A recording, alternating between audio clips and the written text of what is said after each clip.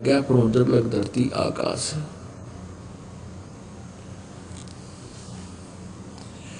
अब यहाँ ये दास ये समझाना चाहता था कि ये जो परमात्मा परम अक्षर ब्रह्म ही सारे काम करता है, तीनों लोक में प्रवेश करके, जैसे मूल से आहार पूरे वृक्ष को प्राप्त होती है, ऐसे ही पूर्ण परमात्मा ही सभी प्राणियों के सब कार्यों को वही संपूर्ण करता है, और कोई सक्षम है ही नहीं। इति सिद्ध।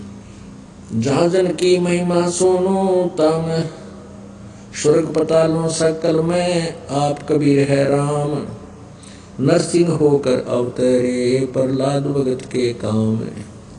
जहाँ जन की महिमा सुनो ताम गवन करंत, वो तो नगर अमान है जहाँ मेरे प्यारे संत। आपने ऋग्वेद मंडल नंबर 9 और सूक्त नंबर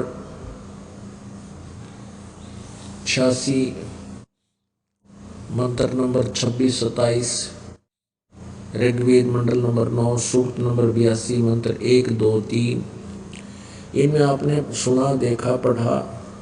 कल रात को कल दिन में आपको दिखाया था कि वो परमात्मा जहाँ भी धार्मिक अनुष्ठान यथार्थ भक्ति मार्ग जहाँ प्रचार किया जाता है, कहते वो चलकर वहाँ शीघ्र बिजली जैसी गति से उस स्थान पर परमात्मा पहुँच जाते हैं और वहाँ पर विद्यमान रहते हैं। लेकिन हम नहीं देख सकते उस परमात्मा को, वो साकार होते हुए भी हमारी आँखों से ओझल होता है, क्योंकि उसको देखने के लिए हमें दिव्य दृष्टि की आवश्यकता होती है।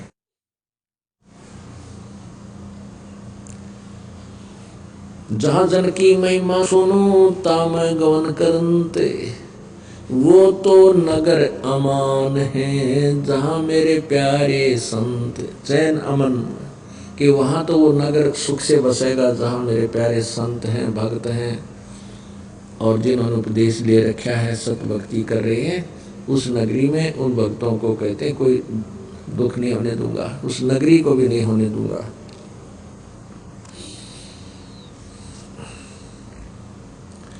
साध साध सब कोई कहे, साध समुद्रों तीर, अवगत की गत को लख है, गए कबीर सुधा शरीर। संत सकल के मुकुट में साईं साध समान, बड़ भागी वे हंस हैं जिनकी संतों नाल पिछाड़। संत सकल के मुकुट हैं साईं साधु जान, और बड़ भागी वो हंस हैं जिनकी संतों नाल पिछाड़। क्या बताते हैं कि संत सकल के मुकुट हैं, शिरोधार्य हैं वो संत, मुकुट सिर पर रखा जाता है, कहते हैं यूं रखने जोगे हैं वो संत। और साईं साध समान, ऐसे संत, ऐसा भक्त, ऐसा संत गुरु तो परमात्मा के तुल्य होता है। साईं साध समान, वो साधु तो साईं यानी भगवान के तुल्य होता है। और बड़ भागी वो हंस हैं, भक्त हैं, जिनकी ऐसे संतान नाल पहचान, जिनकी ऐसे संत के साथ जान पहचान अर्थात वहाँ उसका संपर्क हो चुका है। संत शिरोमणि बसत हैं चरण कमल भगवान, गरीबदास सतगुरु बिना हंस न पावे जान। गरीबदास जी कह रहे हैं कि सच्चे गुरु के बिना संत शिरोमणि बसत हैं और चरण कमल भगवान। वो संत शिरोमणि संत तो परम संत होते हैं, वो प्रभु के चरणों में रहते हैं, और जो समर्थ के चरणों में यानी रहता है उसका नौकर है, तो फिर वो उसका तो कल्याण होना ही होना है। और गरीबदास जी कह रहे हैं सतगुरु बिना हंस ना पावे जान, यानी वो सतलोक नहीं जा सकता। अब जैसे कोई अनाड़ी है, यहाँ छोटी मोटी गलती कर देते हैं, दास उनको धमका देता है, भाई क्योंकि दास एक टीचर है और टीचर का कर्तव्य बनता है, चाहे वो राष्ट्रपति का बालक हो, वो वहाँ विद्यार्थी है और उसको वो गलती करता है, टीचर उसको ये सोचकर छोड़ देता है कि तो बड़ा महत्वपूर्ण व्यक्ति का पुत्र है, तो वो उसका शत्रु है।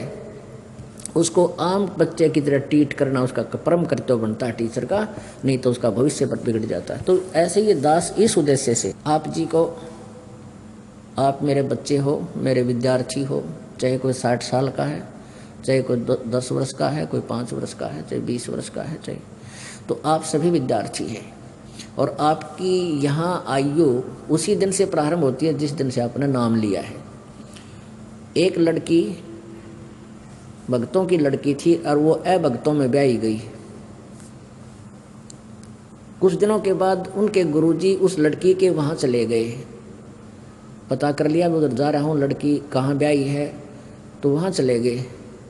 लड़की से पूछा, उसकी सास घर पर थी, ससुर नहीं था। उस लड़की से पूछा कि संत ने कि तेरा ससुरा जीव है कि मर गया? अग जी वो तो मरा हुआ है।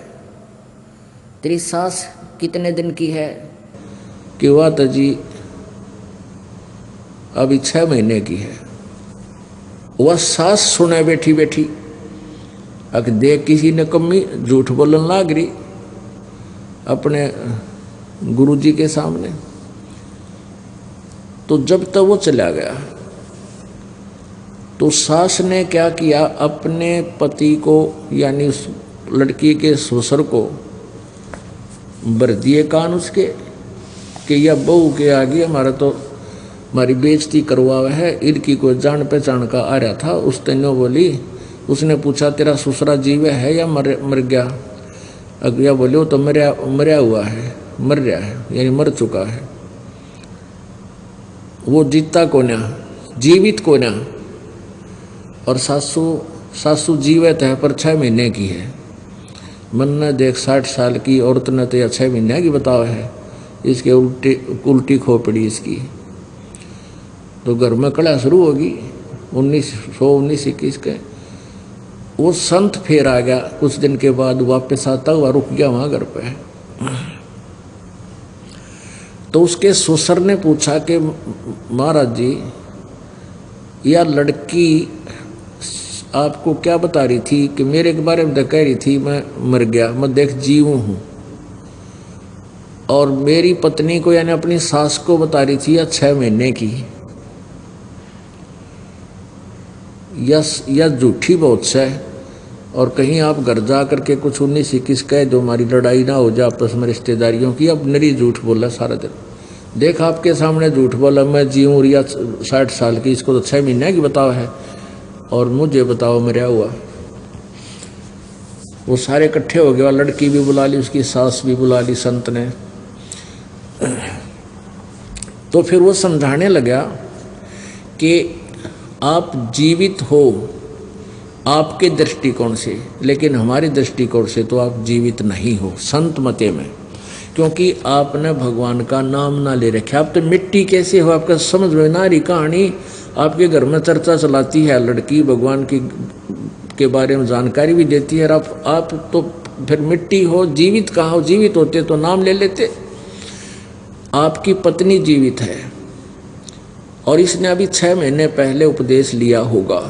वह बोली हाँ जी, उड़े बैठी थी, कहाँ 6 महीने पहले मैंने यह लाई है दुआ का एक नाम, वो यहाँ संत आ रहा था 6 महीने पहले। उसने कहा संत ने कि माई जिस दिन सतगुरु भेंटिया और वो दिन लेखे जान, बाकी समय खो दिया बिना गुरु के ज्ञान। जिस दिन से तुम्हें उपदेश मिला है उस दिन से तुम्हारा मनुष्य का जीवन माना जाता है, उस दिन के बाद तुम्हारी एज गिनी जाती है। तो इन्होंने बोला अच्छा यह बात ठीक, यह बात है। तो ससुर ने भी नाम ले लिया, 2 दिन रोक्या संत, वहाँ पर ज्ञान हुआ, चर्चा चली, फिर नाम लिया। फिर उन्होंने कहा कि आज जीवित है तू, और आज एक दिन का आज जन्म हो गया तेरा जिस दिन नाम मिला। तो यहाँ यही बताया जाता है, ये दास आप जी को उस बच्चे के तुल देखता है, कोई 2 दिन का है, कोई 10 दिन का, कोई 6 महीने, जिसने प्रवेश पाया है यहाँ हमारे इसमें, उसी दिन से आपकी एज फैक्टर लाई जाती है। कोई 4 वर्ष का है, कोई 2 वर्ष का, कोई 3 वर्ष का, तो फिर भी आप बालक ही हो। और जब तक आप इस विद्यालय में हो तो आप विद्यार्थी हैं और दास टीचर है, और टीचर का कर्तव्य बनता है आपको समझाने का और आपको धमकाने का। आपको बच्चा समझ के कहीं आप अपनी मनुष्य जीवन को बर्बाद ना कर दो। तो ऐसे कोई ऐसे छोड़कर चला जाते हैं, जैसे कोई गलती करता है उसको करड़ा भी करते हैं, ज्ञान भी समझाते हैं, और जब बार बार नहीं मानता है तो उसको ये भी कह देते तो आश्रम में मत आना।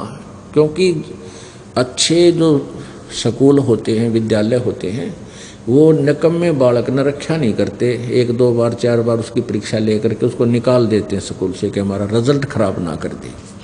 तो वो व्यक्ति फिर क्या करते हैं नालायक, ये कहते हैं कि हम तो अपने घर में भक्ति कर लेंगे, अपने घर पर भक्ति कर लेंगे। कहते हैं परमात्मा ने क्या सतगुरु संगत छोड़ कर चाहे लाख वर्ष तप कीन, और इंद्री कर्म ना मोक्ष होए फिर काल के आधी।